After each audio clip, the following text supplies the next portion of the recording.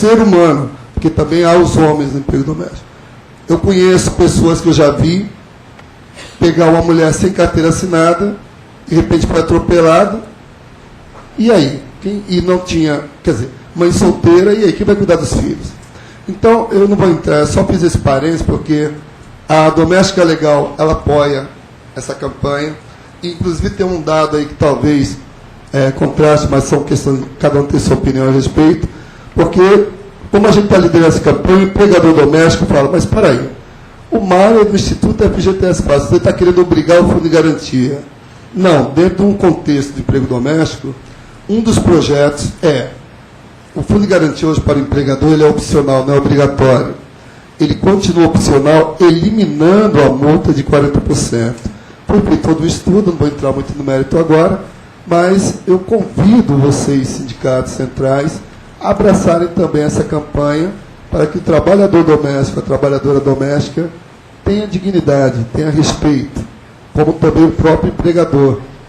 Dentro da nossa visão, empregador doméstico não pode ser comparado com empresa.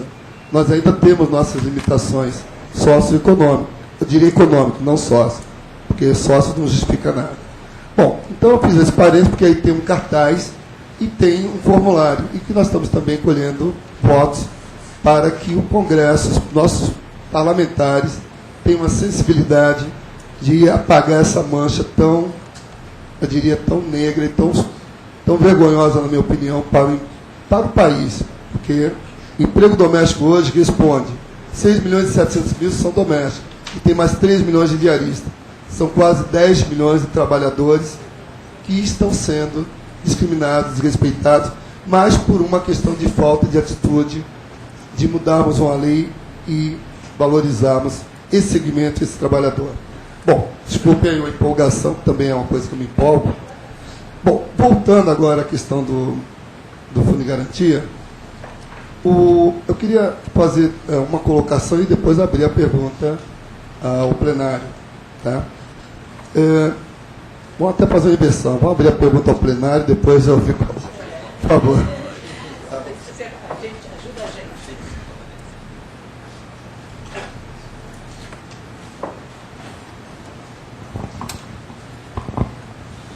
Boa tarde, Romário, a todos, companheiro da mesa, Soninha.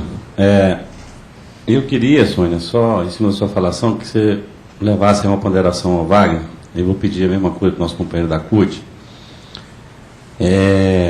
Por mais que o projeto do senador Tasso Gereissati nos pareça um atalho melhor com relação às correções, eu diria, mais imediatas das percas do Fundo de Garantia, mas está muito simplista de onde ele está vindo. Então eu sugeri, já conversei isso com o presidente Calixto, tive a oportunidade também de conversar com o Patá sobre isso, lá naquele dia das 40 horas.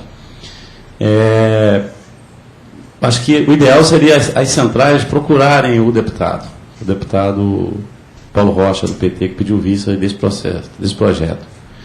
Porque, por mais que haja divergência entre nós, entre as centrais, sobre alguns pontos do projeto, mas esse projeto, na verdade, ele tem mais possibilidade de nós corrigirmos todas as distorções do Fundo de Garantia. O Fundo Público, concordo plenamente com a Sônia, não basta o projeto do Tasso Gereissati, a gente vai corrigir, a correção vai deixar de ser pela taxa Y para passar pela taxa X. Isso não resolve.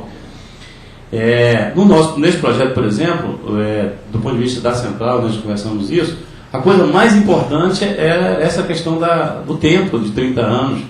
Eu tinha falado em 1 ano, aí houve uma proposta de chegarmos a 2, que é o tempo que o trabalhador tem para ingressar na justiça. Olha, é verdade, o governo é o responsável pela gestão, a Caixa é responsável pela gestão. Se em 2 anos houver a tramitação legal, isso é cobrança judicial, isso entra na dívida passiva, não vai ter um trabalhador se aposentando por 20, 30 anos, chegar lá não tem nada para receber, isso vai acabar. Quer dizer, isso é muito importante, não estamos só tratando de correção. Então, Sônia, por mais que eu, em alguns pontos, concorde com você que esse projeto precisa ser debatido, eu imagino que para o movimento sindical, para que as centrais possam somar naquilo que foi de interesse dos trabalhadores, procurar o deputado, o parecer do Roberto Santiago é favorável, mas também não haveria consenso entre nós, Eu acho que reabrir essa discussão, inclusive com o representante do governo, porque não se aprova nada no Congresso sem a bancada do governo. Então vamos ver por quê, qual é o motivo que o governo tem interesse em reter esse projeto. Vamos negociar, assim como estamos negociando a questão do fator previdenciário. Nós sabemos qual é o problema. Né?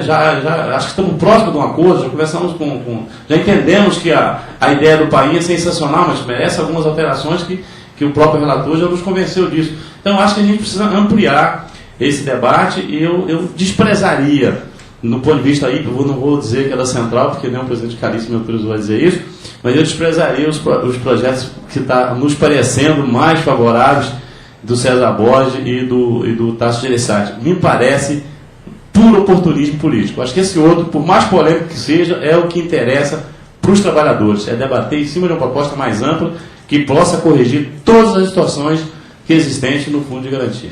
Muito obrigado.